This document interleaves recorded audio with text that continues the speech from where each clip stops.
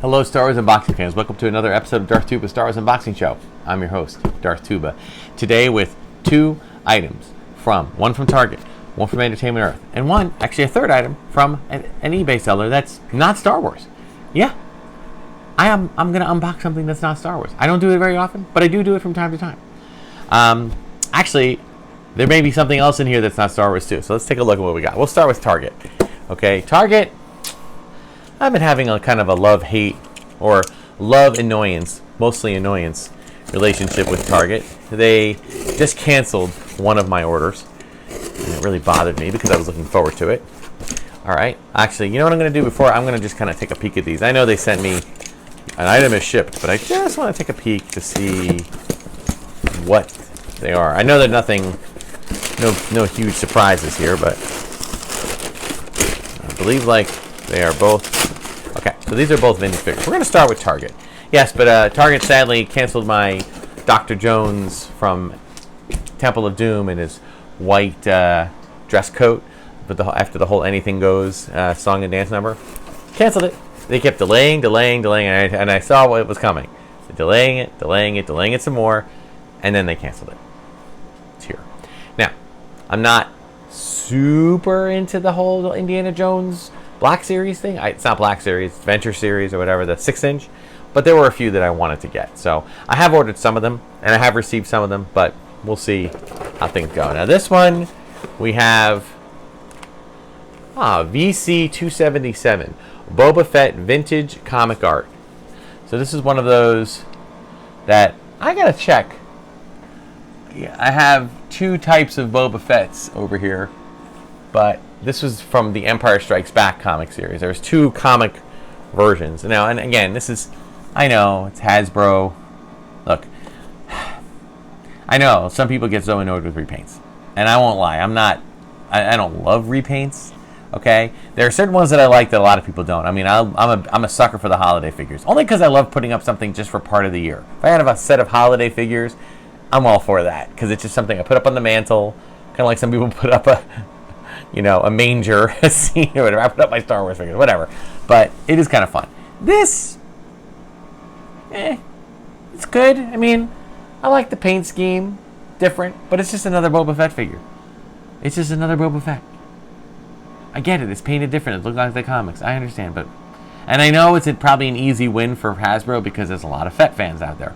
So they're going to collect every kind of Fett that they can find. So, and then before I get too up in a soapbox about how much that annoys me, then I think about Batman and the people that are huge Batman fans. And think about how many different Batman figures they've come out over the years. Every different color, every different type, every different weapon, every different ship, every different accessory, but it's one character, right? So Boba Fett, is an amateur compared to that. Having said all that, VC 277, I do collect all the vintage. I want to have a complete collection, and so far I've kept up with it. I'm hoping they end it eventually because I don't intend to keep it forever. I would like to maybe sell it off as one whole collection. Maybe. We'll see. Maybe piece by piece. We'll have to wait and see. But not now. That's like an investment down in the future. I know it's not going to be tons of money, but I love the vintage collection. I love the look of the vintage collection. I love the racing stripe. I've always said that. I do love its throwback to the Empire Strikes Back comics. So that's kind of cool. But as far as the figure itself, it's a repaint. It's a nice repaint, different than the others. So we're good with that. So there's that one. Okay. Next up, we have the Entertainment Earth. Now I think this is just one. We have the Book of Boba Fett VC 285. I just want to make sure there's nothing else. This feels like there might be something else though. No. We are not anywhere else. All right. VC 285. Boba Fett Tusken, right? There he is. Okay, now, it's interesting. Like I like having this box. Usually works as a nice little display there.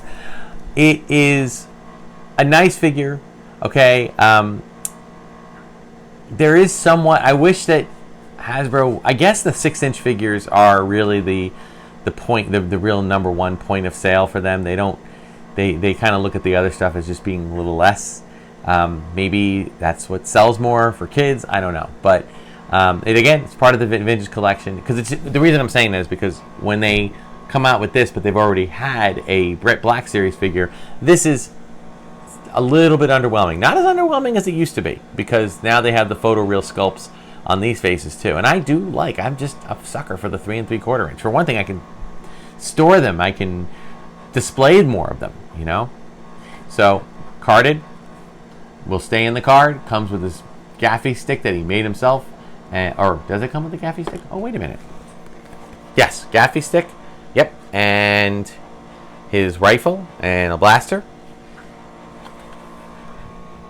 And I'll say it. I'll die on this hill. I'm glad Boba Fett got a unique journey that took him all over the place. It took him to Tuscans, took him back to Jabba's palace, and now has him kind of being the big boss there in Tatooine. So, bravo! Make the character more interesting. I feel like, you know, coming from clone to here is a great journey. So, tell more stories. I hope there's more Boba Fett to hear, whether in his own story or it's part of the Filoni verse. I don't care. Good job with that. Now, what are we going to talk about here? I want to take you back now. I want to take you back to 1983. Oh, no, not Return of the Jedi coming out. After that. Or during that and then after that. There was a big event. Had nothing to do with Star Wars, although Star Wars was mentioned. It was a much more real world event, meaning it's something that the story took place real world. It wasn't in a galaxy it wasn't a long time ago in a galaxy far, far away. No, it was at the moment of the coming out, right then and there, and it was telling an incredible story. Now, I've mentioned this before. I've actually undid some unboxings before. So, and this isn't the last time you're going to see an unboxing with this, but there is something else out there that I was a big, huge fan of. And the great thing about being a fan of this particular franchise is that there is nothing out there. There was literally one toy, pretty much.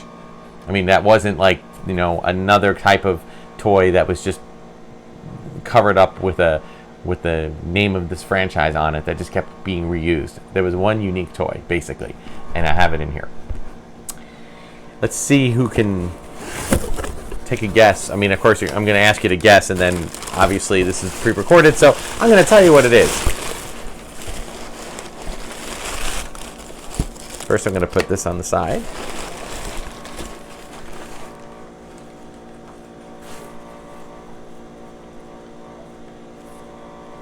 We are here as your friends. We are here. We come in peace. I am talking about, let's make sure I have nothing else in here. Yes. I am talking about the TV show V for Victory. Go tell your friends. This is a series that came out in it was a mini series. It was not in the movie theater, although it might have been released in Europe. But it came out in 1983. It was it was definitely sci-fi, but it was kind of in the same kind of genre as Star Trek, but with a bit of an interesting twist. It was basically talking about how, imagine, if you will, this seemingly benevolent alien race comes down to Earth and promises all of these wonderful promises to help mankind in return for mankind helping them, like this, you know, universal goodwill ambassador kind of thing. And these characters that come out in this, they look like us, they sound like us, except they learned our language, but they have a little reverberation in their voice. But other than that, and they wear these funky sunglasses, but other than that, they are like us. Until we find out, little at a time, that they're actually have much more nefarious plans. Okay, they're here to steal our water. They're here to enslave some of us as members of their fighting force or workers. And for the rest of us, we're food. They're going to harvest us for food. And they don't look like this. With a little bit of, I'm going to try to do this without damaging it. That is not what they look like. No, you take off their their fake skin, and they're aliens. They look like lizards, and they even have a little little tongue going out. That happened in oh my god, it was such a great show. It was called V, the original series. There was 2 episodes, 2-hour movies, and then there was V, the Final Battle, which were 3 2-hour episodes, and these guys were part of it. This took the place of Star Wars when there was no Star Wars, when Star Wars ended. But as I said, there was a unique, real world kind of feel to it, and they had a fun, there's a lot of references to Star Wars, like, when we think of the inside of a visitor spaceship, we think of what might look like the inside of Darth Vader's Star Destroyer. They'd make statements like that, So Star Wars was referenced in a great way. But this was, beyond a doubt, such a great show. They had these really cool red uniforms that had the riding boots and the red uniforms, and it had this really cool kind of you can see the cool logo on there. And I mean, it was really, really a big deal when you watch the show. And it was definitely kind of like I said, like Star Trek did, there was kind of a commentary on fascism. Like, it was almost like a retelling of how World War II, happened, and how, the instead of it being the Jews in Europe that were being persecuted, it was instead scientists, because scientists were the ones who were questioning and curious about who these aliens were, and if what are they hiding, and that kind of thing. This also came with a weapon, the really, really cool visitor weapon that had this really cool sound. It shot out a blue laser, and it went whew, whew, and then it would explode, and it was very powerful. So this is good. And I had a hard time trying to track down a complete figure. You can find oftentimes like a partial figure with missing the head, missing the glasses, missing the weapon. So I'm happy to have found an actual fin. Of course, I did have this in my youth, but this is, in fact, the only toy that they had available in free. This is the only thing they released, aside from things like you can get like a toy gun, meaning you could get a toy like a handgun, like just a regular like policeman's handgun that they would put a V sticker on the side, like that kind of thing. Now, some will argue and say, well, that's not true. They made a whole V set of action figures, like regular 3 3/4 inch, and they were going to have a Jeep, and they were going to have the visitor ship and everything. I said, no, they didn't make those. Two things happened. Number one, when you watch the show in the first episode, these benevolent creatures come down on Earth and are going to help all over the world and help us. Well, they just happened to bring their own set of merch. And apparently, or either that or there are people that I can only imagine that happened, because I know how long it takes to make merch, and like within a week of them being here, like one of the kids in the show, his next door neighbor, already had the mothership with the action figures. So I'm thinking that the visitors brought the merch down to soften everybody up to the visitors, and which I always thought was kind of funny. Like, man, they really do understand marketing. That's really cool.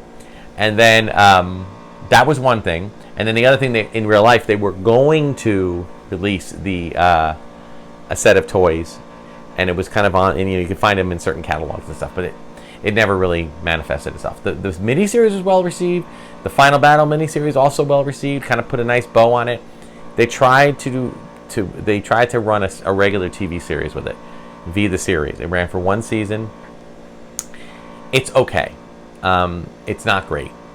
Mainly, it's not great. I mean, they brought a lot of the cast over from the other ones, but it was just, they had zero budget compared. The effects at the time for the miniseries, both miniseries, were pretty spectacular. They did some awesome stuff for what they could do at the time, but then they just were reusing footage. It was just very, you could tell that they had zero budget, so it was sadly not the best. But and they did it, and they kind of they were able to put like a cliffhanger style ending on the end. Like, it was sort of over, but something else could happen, and it was kind of cliffhangery. I won't say what it is. Watch it. I think it's available on streaming, and they never resolved it. I think maybe there might have been a comic book or a book or whatever, but they never resolved it on film. So there was, of course, the V reboot came out in 2000. I want to say 2012, but later 2000s. And it was, again, it was 2 seasons, I think, and it was good, but they didn't go in the same way. It was definitely a reboot. They did try to bring back at the very end. It was some of the characters, some of the actors from the original miniseries came back at the end, at least 1 or 2, to kind of, try to get those V fans in there, but it just wasn't the same. So that was it.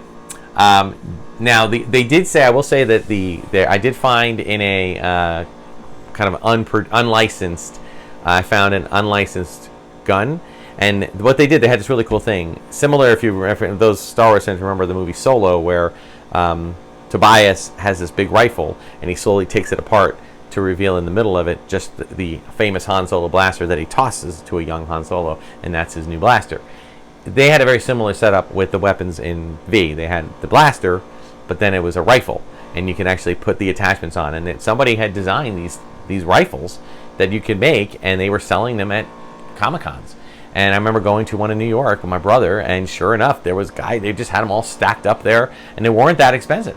So I bought it, and it made a little funny sound. In the 80s, it was all right. It was good for the time, and I had it, but I got rid of it, and I wish I hadn't, because I can't find them to save my life now. I mean, people are 3D printing them, but they're much more expensive. I think I might have paid like $40 for this whole thing, and it was a really cool. You can have the rifle and then take it apart and have the gun, and it made the sound, and it was cool. So this basically was the only toy. So I've completed my collection of V toys. So there you go. But anyway, so that's going to do it for this episode of Darth Tuba Star Wars Unboxing Show and V Unboxing Show. The one and only episode. I shouldn't say that. I have found that there have been some people who have made some, they've made a few, shall I say, customized figures using 3D printing technology, and I've maybe found them on Etsy, and so perhaps I will do a little unboxing. I did unbox in an earlier episode a figure of one of the characters. It was basically, they just took a Luke Skywalker from the Return of the Jedi Knight Luke Skywalker, and they gave him a paint job and made him look like one of the characters, Martin from V. But I liked it. I thought it was a good job. But now they've done somebody's done a little bit more work on that, and I'm gonna share some of those when they arrive. So other than that, there's not too much V stuff. That's why I don't have a V unboxing channel. It's a Star Wars unboxing channel. But V and Star Wars, Star Wars kind of took over the fan love from. Sorry, V took over the fan love from Star Wars for a short while, for about a year and a half, 2 years, and then it kind of faded into oblivion, if you will. Now you can watch it. These days, it's a little bit dated. It's hard to watch in terms of effects, but the story is still there. It's still an interesting story. It's a little more dark. It's got a little more, I don't want to say gore, but it does have a little bit more special effect makeup with these lizards and the human face is getting torn off. So it's a little bit intense for young viewers, but comparatively to if your kids watch The Walking Dead, it's nothing like that. So anyway, I hope you guys enjoyed that. Thank you so much for watching. Be sure to check out all of my content, all the content on Red 5 Network, Instagram and X, Darth Tuba Star Wars Unboxing page on Facebook. Thank you so much for watching. Until next time, may the Force and the toys be with you.